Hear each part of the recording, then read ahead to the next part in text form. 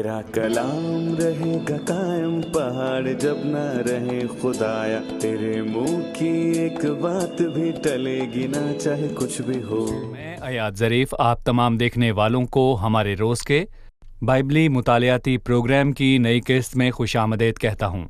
हम होसिया की किताब का मुताला कर रहे हैं जो पुराने अहदनामे के अंबिया असगर में से पहला नबी है। अभी हम तीसरे बाब का मुताला कर रहे हैं और मैं चाहूँगा कि आप अपनी बाइबल मुकद्दस खोलिए और आज के मुताले में हमारे साथ शरीक हों। प्रोग्राम का आगाज़ करने से पहले मैं स्टूडियो में आए खुदा के खादिम का खैर मकदम करना चाहूँगा। खुशामदीद भाई यूसुफ। शुक्रिया भाई। और हमारे दीगर मेहमानों को भी खुशामदीद। हम होसिया की किताब के तीसरे बाब के मुताले पर हैं और हम चाहेंगे कि आप इसके मौजू के बारे में हमें बताएं। जी, सबसे पहले मैं अपने प्यारे नाजरीन को ये याद दिलाना चाहूँगा कि होसिया की किताब के पहले 3 अबवाब उसकी ज़ाती ज़िंदगी को जाहिर करते हैं जो नबूवती तासीर और मानी रखती है। और फिर मैं कहूँगा कि मैं अपने नाजरीन को ये भी याद दिलाना चाहूँगा कि इसमें कुछ और भी बहुत ख़ास मौजूद है। हमने कहा कि भले ही पहले 3 अबवाब में तारीख़ मौजूद है लेकिन इनका इख्तिताम उजला और रोशन है। हमने पहले बाब में ये देखा कि जब वो यज़राइल की बात कर चुका कि मैं याहू के घराने को सज़ा दूंगा, और मैं बताना चाहूँगा कि उसकी दूसरी बेटी का नाम लूर हामा था, मतलब रहम न करना, और फिर लुआमी ये मेरे लोग नहीं। बहरहाल बाब का इख्तिताम रोशन और जलाली है। बहरहाल खुदावंद अपने लोगों को जमा करेगा और दूसरा बाब बहुत ही तारीख है। उसने उसकी राह कांटों से बंद की लेकिन आखिर में हमने मसीह की बादशाही और सब चीज़ों की बहाली को देखते हैं और वो सलामती से लेट जाएंगे और उसके नामजद होते हैं। और हम ये कह सकते हैं कि तीसरा बाब दरअसल 3 हिस्सों में तकसीम किया गया है। ये लोगों के माजी के मुतालिक बात करता है, उनके हाल और मुस्तकबिल के मुतालिक बात करता है। और मुताले में हम देखेंगे माजी गुजर गया और फिर इसके बाद हाल है जो आज तक चल रहा है और फिर एक मुस्तकबिल है। इससे हमें रोमियो 9, 10 और 11 की आयत याद आती है। दर हकीकत बाइबल मुकद्दस एक हैरत अंगेज किताब है क्योंकि सबसे बड़ा कारसाज जिसने ये दुनिया तख्लीक की है वो इसका मुसन्निफ है। हर चीज अपनी जगह पर है और आप बाइबल में हर शय अपनी जगह पर सजाई गई है। आपके लिए सब कुछ वाज़ेह है। दूसरों में आपको सर पैर नहीं मिलता, मतलब कि जब आप उनका मुताला करते हैं तो आपको समझ नहीं आती। और रोमियो 9 में इसराइल के माजी के मुतालिक बात हुई है, रोमियो 10 इसराइल का हाल है और रोमियो 11 इसराइल का मुस्तकबिल है। नहायत हकीम और मुनज़्ज़म बातें हैं क्योंकि हम जानते हैं कि इस किताब को लिखने वाला सबसे बड़ा कारसाज है जिसने सब कुछ बनाया है। आपने हमें बताया कि इसमें कौम का माजी, हाल और मुस्तकबिल तक बताया गया है। हमें यह भी बताएं कि ये किन आयात में है। क्या पूरा बाब इन 5 आयात पर मुश्तमिल है? इन 5 आयात में हमें माजी कहाँ मिलता है, हाल कहाँ मिलता है और मुस्तकबिल कहाँ मिलता है? जी, पहले उस औरत से जो अपने यार की प्यारी और बदकार है मोहब्बत रख। एक बदकार कौम होने के बावजूद ये इसराइल का माजी है। गोया हम इसराइल के माजी को अगर एक लफ्ज में बयान तो ये लफ्ज है बदकार, और ऐसा ही है। ये सच है।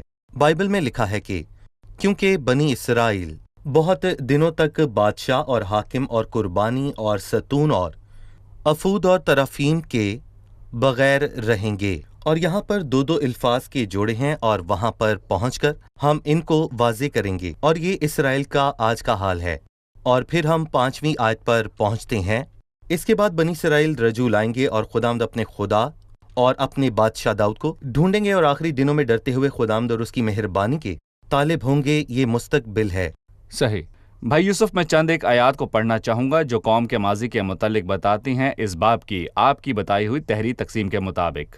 पहली, दूसरी और तीसरी आयत में लिखा है, खुदावन ने मुझे फरमाया जा उस औरत से जो अपने यार की प्यारी और बदकार है मोहब्बत रख, जिस तरह के खुदावन बनी इसराइल से जो गैर माबूदों पर निगाह करते हैं और कशमकश के कुलचे चाहते हैं मोहब्बत रखता है।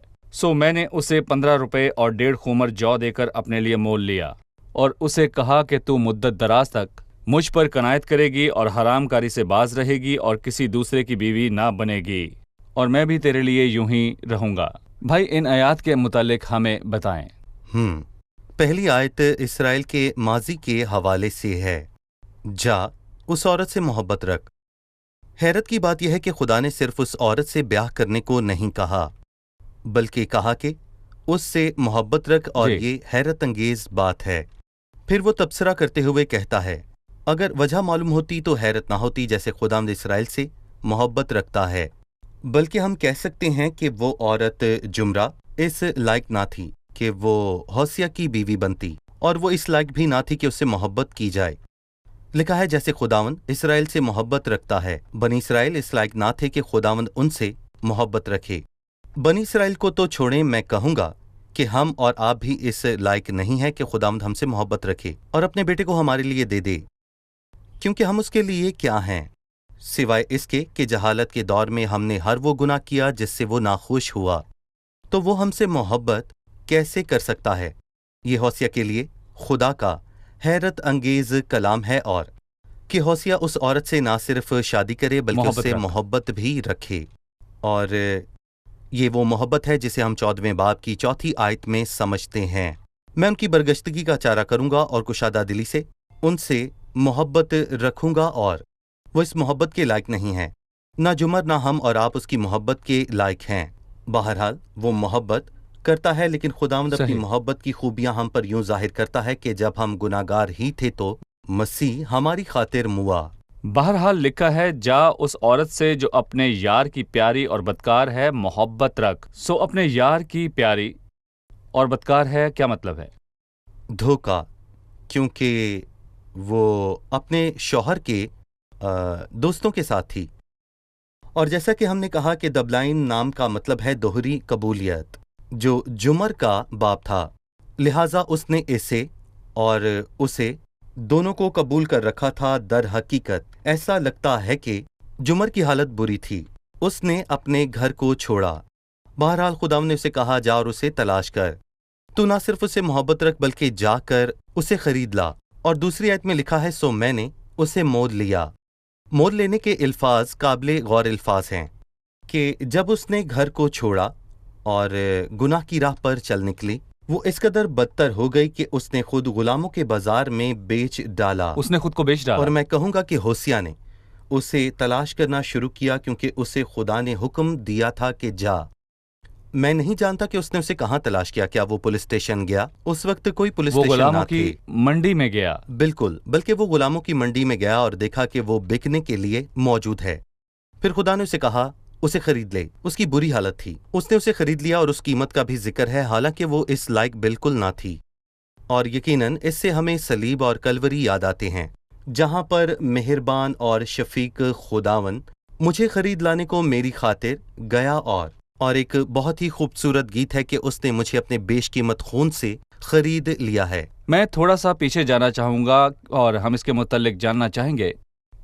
جبکہ اس نے بدکاری میں پڑے بنی اسرائیل کے متعلق کہا جو غیر معبودوں پر نگاہ کرتے ہیں اور کشمکش کے کلچے چاہتے ہیں۔ ان الفاظ سے کیا مراد ہے؟ کشمش کی کلچوں کا تعلق بت پرستی کے کاموں سے لگتا ہے۔ وہ کشمش کے کلچے اپنے دیوتاؤں کو چڑھانے کے لیے بناتے تھے۔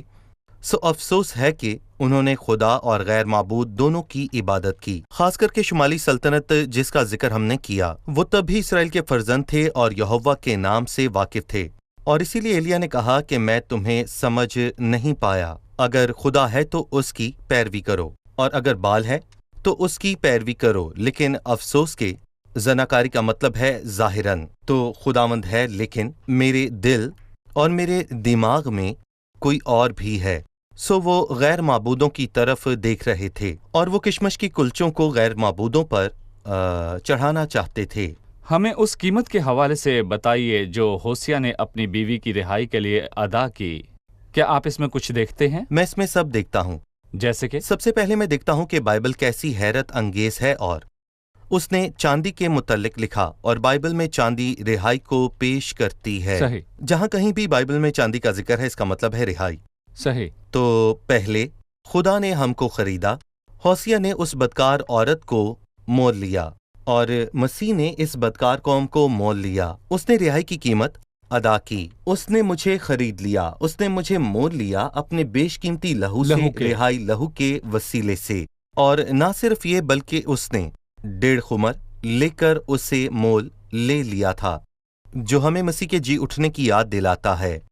اس نے مسیح کے جی اٹھنے کی یاد کیسے دلائی ہے؟ کیونکہ پہلے پھلوں کے روز جب مسیح جی اٹھا تو یہاں پہلے پھلوں کے گچھوں کی نظر पेश की गई है, जो कि गंदम की कटाई से 50 रोज पहले की जाती है, और पेंतिकोस के रोज गंदम की नजर पेश की गई है।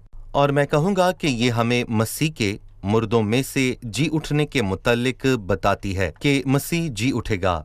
और हम जो के मुतल्लिक गिनती की किताब के 5वें बाब में गैरत की शरीयत में पढ़ते हैं, अगर एक औरत अपने शौहर से बेवफा होकर बदकारी करती है तो उस मर्द को उससे गैरत आने लगती है, और वो जौ का आटा लेकर आता है, फिर वो उसमें तेल शामिल ना करता या साथ लुबान ना लाता, क्योंकि वो गैरत की नजर है। और यहाँ हम एक बेवफा बीवी को देखते हैं, इसलिए उसने कयामत की बात की जो मसीह की कयामत को पेश करती है। और इससे हमें पतरस का खिताब याद आता है जो उसने अमाल की किताब में किया। उसने कौम को एक बेवफा बीवी जानकर कलाम किया, जिसने ना सिर्फ अपने शौहर का इनकार किया बल्कि किसी की खुशी के लिए उसने उसको कत्ल किया। जैसे बराबा को खुश करने के लिए हम उस शख्स को नहीं चाहते, हमें बराबा चाहिए। लिखा है, अहमक और बेवफा कौम, तुम खुदा को ये सिला देते हो, तुमने बराबा दहशतगर्द का इंतखाब किया और आने वाले दुल्हा को रद्द कर दिया जो तुम्हारी भलाई का तालिब है। कैसी हमाकत है। और इसीलिए पतरस ने अपने सारे कलाम में अमाल की किताब के पहले अब्वाब में मसीह की क़यामत के बारे में बात की, तो जो कीमत अदा की गई वो फक्त चांदी और मैं कहूँगा कि जो ना थी। बहरहाल मैं कहूँगा कि बड़ी कीमत मसीह की मौत है और उसका हमारे वास्ते जी उठना है, जो खुदावन ने अदा की ताकि मुझे और आपको और नाजरीन को मोल ले ले, अगर वो मसीह की निजात और मसीह के कफारे पर ईमान ले आते हैं। शुक्रिया भाई यूसुफ इस बाबरकत बात के लिए। 3री आयत में लिखा है, और उसे कहा कि तुम मुद्दत दराज तक मुझ पर कनात करेगी और हरामकारी से बाज रहेगी और किसी दूसरे की बीवी ना बनेगी। इस आयत का क्या मतलब है? जी भाई यूसुफ, क्या कहेंगे? देखें भाई, मैं यहाँ पर ये कहूँगा कि 3री आयत का ताल्लुक 2री और 4थी आयत से है। हम कह सकते हैं कि आयत 2 और 4 इसराइल का हाल है। उसने मोल ले लिया और ये बात हमें मसीह की सलीब और क़यामत की तरफ ले जाती है। और फिर जैसे ही तस्लीब और क़यामत वाक़ई हुई और उसने कहा कि तू मुद्दत दराज तक मुझ पर कनायत करेगी और हरामकारी से बाज रहेगी और किसी दूसरे की बीवी ना बनेगी और मैं भी तेरे लिए यूं ही रहूंगा। 4थी आयत में लिखा है, फिर बनी इसराइल बहुत दिनों तक बादशाह के बगैर रहेंगे। मैं बहुत दिनों पर गौर करना चाहूंगा और कहूंगा कि ये वाकई बहुत ज्यादा दिन है, क्योंकि जब वो मुल्क मिस्र में थी तो वो वहां पर 400 बरस तक रहे, और जब वो बाबल की सीरी में गए तो वो वहां पर 70 बरस रहे, और अब 2000 साल बरस बीत चुके हैं। तो ये वाकई बहुत ही दिन है। और इन बहुत सारे दिनों में वो उससे कहता है कि तुम मुद्दत दराज तक मुझ पर कनायत करेगी और हरामकारी से बाज रहेगी और किसी और की बीवी ना बनेगी। और मैं कहूँगा ये बनी इसराइल का मौजूदा हाल है। और कभी कभार जब मैं यरूशलेम की तस्वीर देखता हूँ और देखता हूँ कि यहूदी दीवार के सामने खड़े हैं और उसे देख रहे हैं और पढ़ते जा रहे हैं, मुझे पता नहीं कि वो क्या पढ़ते हैं, लेकिन मैं कहूँगा उन्होंने ये अपना हाल खुद किया है, क्योंकि दीवार उनके सामने है। उन्हें मसीह को कबूल करना चाहिए था, लेकिन खुदा का शुक्र है उनकी इस हालत से गैर कौमों को निजात मिली ताकि उन्हें गैरत आए। तो हम खुदा का शुक्र करते हैं उसकी बड़ी हिकमत के लिए। उन गरीब बदबख्तों ने मसीह का इनकार किया और बहुत दिनों तक वो किसी भी दीनी सूरत के बगैर रहे। आयात में लिखा है, बादशाह के बगैर रहे। इख्तियार के दिनों में उनके यहाँ बादशाह था, और बगैर हाकिम के असीरी से लौटकर आने के दिनों और उनकी तजलील के दिनों में उनके यहाँ हाकिम था, और कुर्बानी के बगैर इख्तियार के दिनों में उन्होंने कुर्बानियाँ चढ़ाईं, और अर्तदत के दिनों में बगैर सतून के होंगे, इख्तियार के दिनों में बगैर अफूद के होंगे। सरदार काहिन अफूद पहनता था और बुतों के घर में तरफीम के बगैर होंगे। तजलील के अयाम में यानी आज उनका कोई रंग नहीं है, न तब उनकी कोई सूरत थी जब वो खुदा के लोग थे, और ना ही तब जबकि वो खुदा से दूर हो गए हैं। आज वो क्या हैं? वो बस गरीब और बदहाल लोग हैं, तो भी अभी बड़ी मुसीबत के मुंतजिर हैं। और जैसा कि हमने पहली आयत में देखा कि इस कौम का मुस्तकबिल जलाली है। भाई यूसुफ, आप हमें मुस्तकबिल के हवाले से बताइए 5वीं आयत से। बहुत दिनों के बाद भी वो 3 बातों से महरूम रहेंगे, बादशाह या हाकिम से, कुर्बानी या सतून से, अफूद या तरफीम से और बादजा। इसके बाद बनी इसराइल रजूल आएंगे और खुदावंद अपने खुदा को और अपने बादशाह दाऊद को ढूंढेंगे और आखिरी दिनों में डरते हुए खुदावंद और उसकी मेहरबानी के तालिब होंगे। इससे पहले कि हम आखिरी आयाम पर पहुंचे, हम छठे बाब पर पहुंचते हैं। गोया होसिया ने जब ये जान लिया कि खुदा के दिल में भलाई और अपने लोगों के लिए बरकत का मंसूबा है, तो गोया उसने पूछा कि तुम बाद के दिनों का इंतजार क्यों कर रहे हो, लौट आओ। उसने छठे बाब में कहा, आओ हम खुदावन की तरफ रजू करें, आओ अपने आयाम में खुशो खुरम हो और अपने वक्त को अच्छा करें। पर अफसोस के लोगों ने अपनी हमाकत में जो मुजस्सम होकर आया रद्द किया।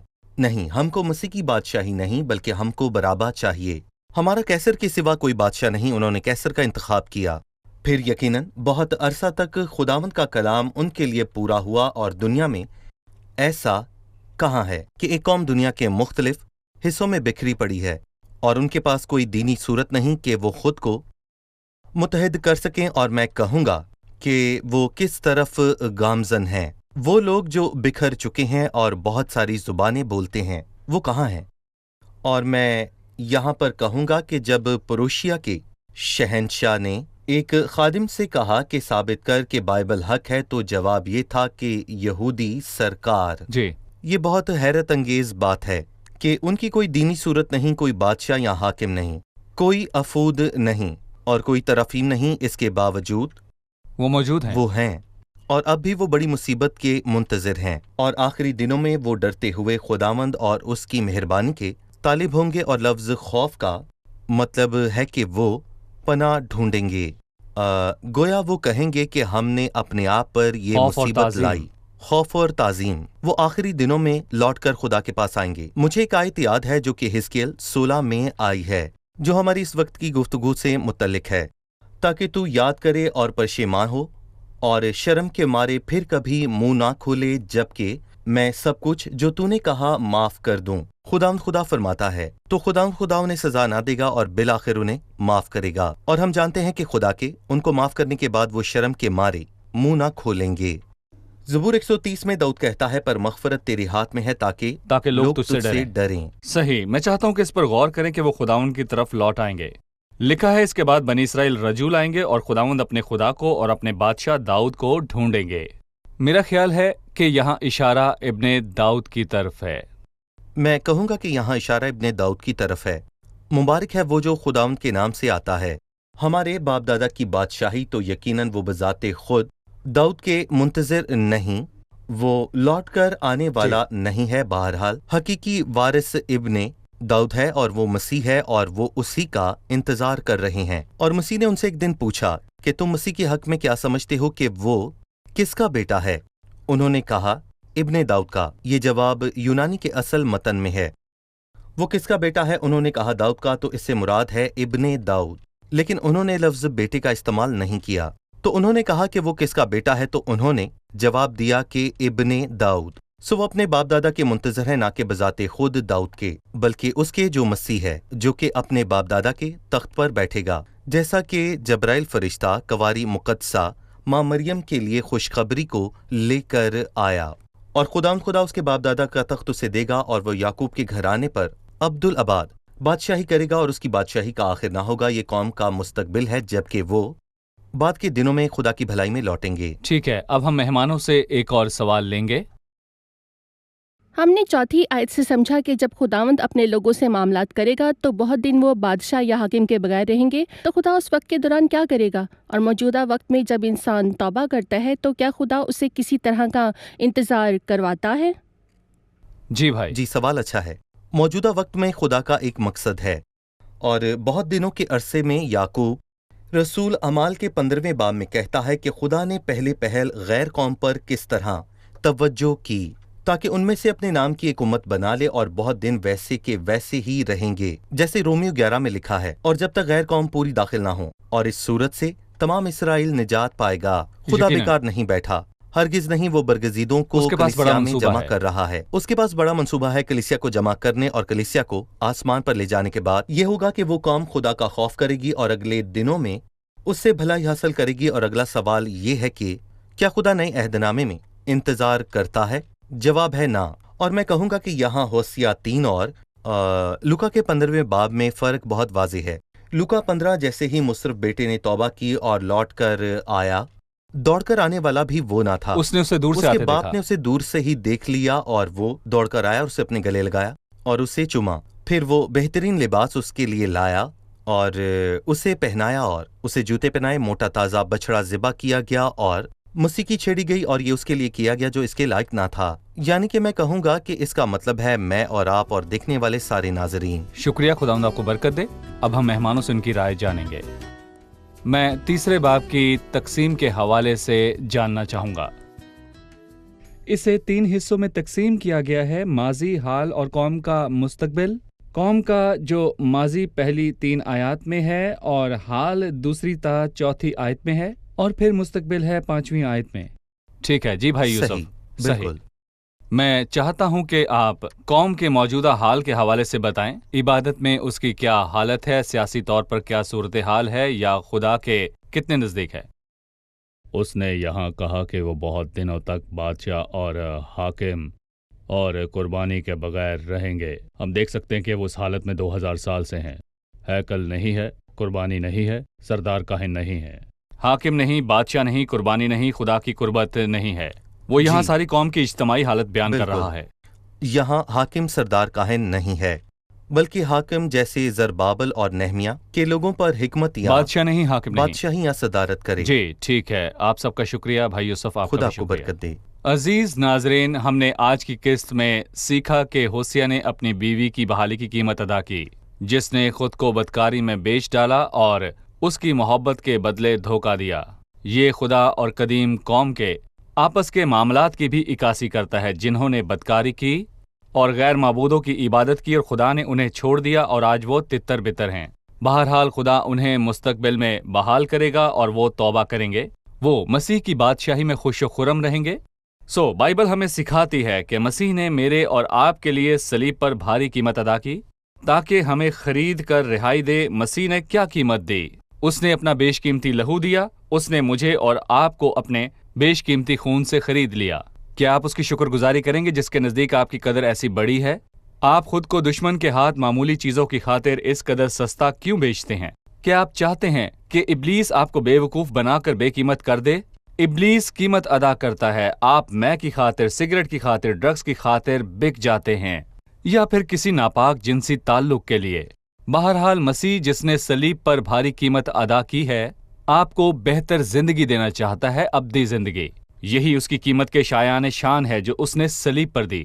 اس کے پاس آئیں جو آپ کی قدر کو بڑھاتا ہے۔